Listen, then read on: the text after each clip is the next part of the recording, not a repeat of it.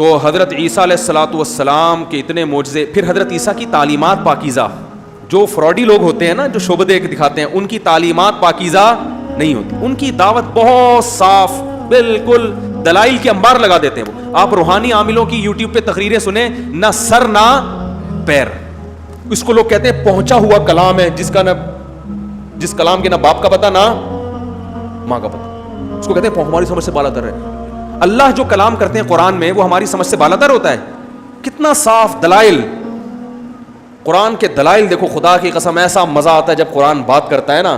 الہم ارجل یمشون بہا، بھلا ان بتوں کی ٹانگیں ہیں جن سے یہ چل سکتے ہیں. ام لہم ایدی یبطشون بہا، بھلا یہ ہاتھوں سے پکڑ سکتے ہیں. ام لہم اعین یبصرون بہا، بھلا ان کی آنکھیں ہیں جن سے دیکھ سکتے ہیں. ام لہم آذان یسمعون بہا، بھلا ان کے کان ہیں جن سے یہ سن سکتے ہیں. اولئک کالانعام، یہ تو چوپایوں سے بھی بدتر ہیں. وانھا لا تعمی الابصار، اللہ فرماتے ہیں اصل میں تمہاری آنکھیں اندھی نہیں ہیں، ولکن تعمی القلوب التی فی الصدور، سینوں میں چھپے ہوئے دل کیا ہو گئے ہیں؟ اندھے. یہ قرآن کا کلام ہے. تو اللہ بھی تو ایسی باتیں کر سکتے. تو اللہ کی باتیں تو بہت ہی پہنچی ہوئی ہیں، وہ سمجھ میں ہی نہیں آ رہی. جس کی باتیں سمجھ میں نہیں آ رہی وہ پہنچی بھی نہیں ہوتی، وہ اس بولنے والے کے بیوقوف ہونے کی، بولو بھائی، علامت کہ یہ ایسی باتیں کر رہا ہے اور یہ جان کر گھما رہا ہے باتوں کو، تاکہ لوگ، کیونکہ علم تو ہے نہیں، تاکہ لوگ امپریس ہوں، متاثر ہوں. یار کچھ ہے، کچھ کیا ہے، بہت ہی کچھ پہنچا ہوا کلام ہے. جتنے روحانی والے ہیں آپ ذرا سرچ کریں، آج سنے جا کے.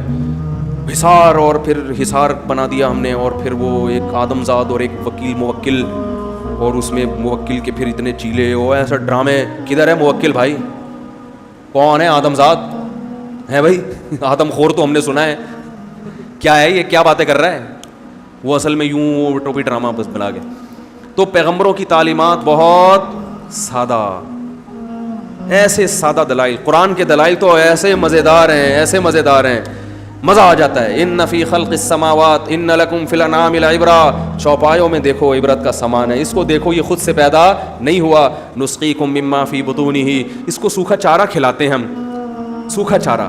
من بین فرث و دم، اور اس سوکھے چارے سے گوبر بھی بنتا ہے، خون بھی بنتا ہے. اور اس خون اور گوبر کے درمیان سے لبنا خالصا، ایسا دودھ نکالتے ہیں جس میں نہ گوبر کی بدبو، نہ خون کی بدبو، نہ گوبر کی رنگت، نہ خون کی رنگت. یہ تو اس کا رنگ ہے، کلر ہے. یہ خود بخود یہ مشین نہیں بن سکتی.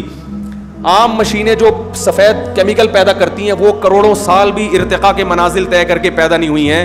ایسی مشین جو سوکھی گھاس سے چکنا گاڑا دودھ نکال رہی ہو، وہ اتفاق سے کیسے وجود میں آ سکتی ہے؟ فرمایا لبنا خالصا سائغا للشاربین، ایسا دودھ نکلتا ہے، دو گند سے نکل رہا ہے، گوبر اور خون کے درمیان سے، لیکن مزہ ایسا سائغا للشاربین، پینے والوں کے حلق میں پھسلتا چلا جاتا ہے. تو جتنے آج کل آ رہے ہیں نا مختلف سے خوابوں میں خلافتیں ملی ہوئی ہیں ان کو، ان سے بولو وہ بزرگ نے جاگتے میں کیوں نہیں دی؟ کہاں ہے؟ کوئی بھروسہ نہیں. اور خلافت دی بھی ہے تو کیا کریں اس کا؟ بات تو ہماری سمجھ میں آئی نہیں ہے تمہاری. اور تم خود کیوں ان لوگوں سے پیسے مانگ رہے ہو؟ تمہارے پاس جب 10,000 جنات ہیں 20,000 جنات، 30,000 جنات، تو یار تو ایک پٹھان ہوٹل کے دو پراٹھے تو لے آنا وہاں سے. میں کہتا ہوں جو عامل سنگ دل محبوبہ کو آپ کے قدموں میں لا سکتا ہے، وہ پٹھان ہوٹل سے بغیر پیسوں کے پراٹھا کیوں نہیں اٹھا کے لا سکتا؟ پٹھان ہوٹل کے اس لیے کہہ رہا ہوں کہ پٹھان نہیں لے جانے دے گا، وہ لڑے گا، بولے گا کیوں ہے پیسے دیے بغیر. ممکن ہے کوئی دوسرا کمزور ہو تو اس کو پچھاڑ کے لے آئیے. تو یہ جو فری میں پراٹھا نہیں اٹھا کے لا سکتا، یہ آپ کی سنگ دل محبوبہ کو آپ کے قدموں میں لا کے رکھے گا؟ کیوں جا کے اپنی زندگیاں برباد کر رہے ہو؟ خیر، یہ قصہ جب چل نکلتا ہے نا پھر، تو حضرت عیسیٰ علیہ الصلوۃ والسلام کے جو معجزے تھے، تو صرف معجزے نہیں، پاکیزہ تعلیمات جو فطرت کو اپیل کرتی ہیں، فطرت کو اپیل. جو اس طرح کے فراڈی ہوتے ہیں نا شعبدے باز، ان کی پاکیزہ تعلیمات نہیں ہوتی. وہ صرف لیبل لگانے کے لیے کچھ اچھی باتیں کر رہے ہوتے ہیں، لیکن اندر اندر وہ بہت سارے غلط یعنی کام کر رہے ہوتے ہیں. تو قرآن کی دعوت، قرآن کہہ رہا ہے پیغمبروں کی تعلیمات کیا ہوتی ہیں؟ پاکیزہ، بہت صاف ستھری. ہمیشہ پیغمبر کی زبان سے جب کوئی کلام ہوگا تو پھول جھڑ رہے ہوں گے، ہمیشہ پھول جھڑ رہے ہوں گے. ایسا پیارا کلام ہوگا، اس میں ترغیب ہوگی رشتہ داری جوڑنے کی، صدقات و خیرات کی، اور بہت سارے جو پیغمبروں کی تعلیمات ہیں جن کو قرآن بھی بیان کرتا ہے اور کتابوں میں بھی نقل ہوتی چلی آ رہی ہیں. تو اللہ نے دلائل کے انبار لگا دیے کہ عیسیٰ ابن مریم اللہ کے سچے پیغمبر ہیں, یہ ولد الزنا نہیں ہے. پھر کیا ہوا کہ یہودیوں نے آپ کی نہیں مانی اور یہودیوں نے بالآخر آپ کو سولی پہ لٹکایا, مگر اللہ کہتے ہیں ہم نے عیسیٰ ابن مریم کو بچایا. حضرت عیسیٰ کی مریم کی شکل کا آدمی لٹکا دیا گیا اور ہم نے حضرت عیسیٰ کو آسمانوں پہ اٹھا لیا. بالکل دو ٹوک الفاظ میں قرآن نے بیان کیا, اور قرب قیامت میں حدیث میں آتا ہے کہ حضرت عیسیٰ دنیا میں نازل ہوں گے. پھر عیسائی مذہب برحق تھا, وہ حضرت عیسیٰ کو فالو کرتے تھے, اور قرآن نے ان کی بڑی تعریفیں کی ہے کہ انہوں نے حضرت عیسیٰ علیہ السلام کے لیے قربانیاں دیں, ان کے مذہب کی تبلیغ کی, بہت دنیا میں پھیلے. مگر عیسائیوں میں آہستہ آہستہ شیطان نے شرک پیدا کرنا, بولو بھائی, شروع. وہ شرک کہاں سے آیا؟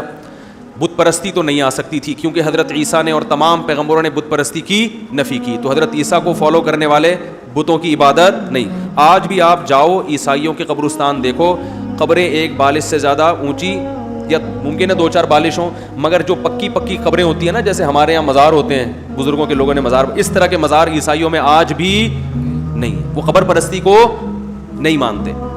میں جب امام بخاری کی قبر پہ گیا نا, تو وہاں بھی لوگوں نے کہا یہ خود قبر پرست ہیں, دیکھو وہاں بیٹھے ہوئے. اول تو میں بیٹھا ہوا نہیں تھا, کھڑا تھا تھوڑی دیر, بس دعا مانگ کے اپنے لیے اور امام بخاری کے لیے دعا مانگ کے باہر نکل آیا, اور وہ بھی ہاتھ اٹھائے بغیر. اور باقی وہ جو امام بخاری کی قبر اونچی بنی ہوئی ہے وہ ہم نے نہیں بنائی, نہ وہ وہاں کے علماء نے, وہ گورنمنٹ نے بنائی ہے, وہ تو ان کی طرف سے ہے, تو وہ ہمارے کھاتے میں, بولو بھائی. باقی قبر پہ حاضری دینا, اس کو قبر پرستی نہیں کہتے. یہ تو حدیث سے ثابت ہے. نبی صلی اللہ علیہ وسلم نے فرمایا میں نے اللہ تعالیٰ سے اجازت مانگی کہ میں اپنی والدہ کی قبر کی زیارت کروں, تو اللہ نے اجازت دے دی. تو جیسے نبی کو اپنی والدہ سے محبت تھی اس لیے آپ کی قبر پہ گئے, تو آپ کو کسی سے اگر محبت ہے تو اس کی قبر پہ جانے میں حرج نہیں ہے. کسی نے یہ بھی تبصرہ کیا کہ وہاں تو قبر پہ چلے گئے, یہاں اتنے بڑے بڑے بزرگان دین ہیں, داتا دربار ہے, وہاں تو کبھی نہیں گئے. یہاں اس لیے نہیں گئے کہ یہاں بدعات کا, یہاں ہر وقت قوالیاں چل رہی ہوتی ہیں. ہم نے ازبکستان میں دیکھا کوئی قبر پہ بدعت نہیں ہوتی. یہ بدعتیں صرف انڈیا, پاکستان اور بنگلہ دیش میں ہی ہوتی ہیں. یہ باقی دنیا میں ہمیں یہ قبروں کا اتنا تو تھا کہ پکی قبریں تھیں جو خلاف شرع, اس سے زیادہ کچھ نہ قبر پہ کوئی طواف ہو رہا تھا, نہ قبر کو کوئی چوم رہا, نہ وہاں کوئی دھرنے مار کے بیٹھے ہوئے لوگ جیسے مجاور ہوتے ہیں نا, بیٹھے ہوئے ہوتے ہیں, کچھ بھی نہیں. آؤ قبر پر دعا مانگو اور پتلی گلی سے نکل لو, بس اتنا تو جائز ہے, بلکہ یہ تو بہتر ہے, افضل ہے, اس سے محبت بڑھتی ہے. تو کہاں سے کہاں بات چلی گئی؟ تو حضرت عیسیٰ علیہ الصلاۃ والسلام, بس یہ بات کر کے بیان ختم کرتا ہوں. حضرت عیسیٰ علیہ الصلاۃ والسلام کے جو فالوورز تھے انہوں نے یہ والا شرک تو نہیں کیا کہ بت پرستی, یہ تو بالکل قلقمہ کر دیا نا بت پرستی کا, اور توحید ایسے ان کے دلوں میں راسخ کر دی کہ انہوں نے توحید کے لفظ کو آج تک اپنی لغت سے نہیں نکالا کہ ہم توحید پرست ہیں. لیکن گڑبڑ کیا کی کہ ان کے ہاں بحث چھڑ گئی, کیونکہ جب شان بیان ہوتی ہے نا تو ظاہر ہے وہ بھی حضرت عیسیٰ کی سیرت بیان کرتے تھے. تو بیان کرنے والے خطیبوں نے, جیسے ہمارے ہاں بھی بعض خطیب مسالہ لگانے کے لیے وہ اعتدال کے راستے پر, بولو بھائی, نہیں رہتے. اعتدال سے کیا کرتے ہیں؟ تجاوز. تو انہوں نے بھی تجاوز کرنا شروع کر دیا کہ حضرت عیسیٰ علیہ السلام واحد پیغمبر ہیں جو بغیر باپ کے پیدا ہوئے, بغیر باپ کے. اس کا مطلب یہ ہے کہ ان کا باپ معاذ اللہ کون ہے؟ اللہ ہے. اب جب جس نے یہ نعرہ لگایا اس وقت اس کی مخالفت ہوئی, تو اللہ تو کسی کا باپ نہیں ہوتا, تو کیا اللہ نے جنا ہے؟ اس نے کہا نہیں, جنا نہیں ہے, لیکن اللہ نے حضرت عیسیٰ کو بیٹا بنایا ہے. تو بھائی بیٹا بنانے کا مطلب تو یہ ہوتا ہے کہ محبت میں کسی کو بیٹا کہہ دیا جاتا ہے. تو یہ مجازی معنی میں کہا ہے, تو مجازی معنی میں تو جو بھی محبوب ہو اس کو بیٹا کہہ دیا جاتا ہے. تو پھر حضرت عیسیٰ کی کیا فضیلت ہوئی؟ تو انہوں نے کہا نہیں, مجازی معنی میں نہیں ہے. اب پھنس گئے نا, جب الٹی بات کرو گے, کہتے ہیں نا ایک جھوٹ چھپانے کے لیے 100 جھوٹ بولنے پڑتے. مجازن تو کسی کو بھی کچھ کہا جا سکتا ہے نا, مجازن تو اپنے سے بڑے آدمی کو بھی لوگ بیٹا کہہ دیتے ہیں, حالانکہ بڑا آپ سے بڑی عمر کا آدمی بیٹا. بھائی اگر بڑی عمر کا آدمی بیٹا, اس کا مطلب بیٹا پہلے پیدا ہوا, ابا بعد میں پیدا ہو رہے ہیں. لوگ کہتے ہیں نا اپنے سے بڑی عمر کا بیٹا, میں تجھے دیکھ لوں گا. تو یہاں مجازن بیٹا کا ہے نا, حقیقت تھوڑی کا ہے. تو جب عیسائیوں سے سوال کیا گیا کہ حضرت عیسیٰ کو تم مجازن بیٹا کہتے ہو, یعنی اللہ نے اپنا بیٹا بنایا محبت میں, یعنی محبوب تھے تو اس لیے بیٹا کہا, تو محبوب تو اللہ کے داؤد علیہ السلام بھی, تو پھر ان کو بھی بیٹا کہنا جائز ہے. عیسائیوں نے کہا نہیں, ان کو جائز نہیں ہے. تو بھائی وہ بھی تو محبوب تھے, ہاں محبوب تھے, لیکن یہاں مجازن نہیں ہے بلکہ حقیقتاً ہے. تو بھائی حقیقت میں تو بیٹا وہ ہوتا ہے جس کو جنا ہو. تو کیا اللہ کے جسم کا ٹکڑا ہے؟ کہ نہیں, ٹکڑا بھی نہیں ہے. تو بھائی کیا ہے؟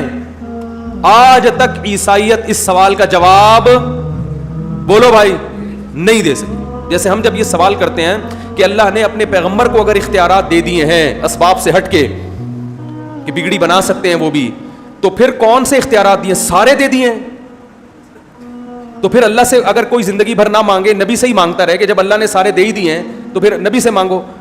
تو کوئی گناہ ہے اس میں؟ نہیں ہے. اس کا کوئی جواب نہیں ہے. اور اگر سارے نہیں دیے, کچھ دیے ہیں, تو وہ کچھ کون کون سے ہیں بھائی, اس کی لسٹ پیش کر دو کہ یہ والے تو نبی سے مانگ سکتے ہیں ان چیزوں میں دعا, باقیوں میں نبی سے دعا نہیں مانگ سکتے. اس کا بھی کوئی جواب نہیں ہے. بلکہ یہ کلپ میرا چلا ہے تو اس کے نیچے کمنٹس میں گالیاں, گستاخ رسول اور یہ اور فلانا اور ڈمکانا, اللہ معاف فرمائے, ایسی بری باتیں. تو جب آپ شرک کی طرف آتے ہو تو شرک ایک ایسی چیز ہے جس کا نہ سر نہ پاؤں. اس میں پھر 50 والا بھگوان بھی آئے گا مارکیٹ میں, 100 والا بھگوان بھی آئے گا.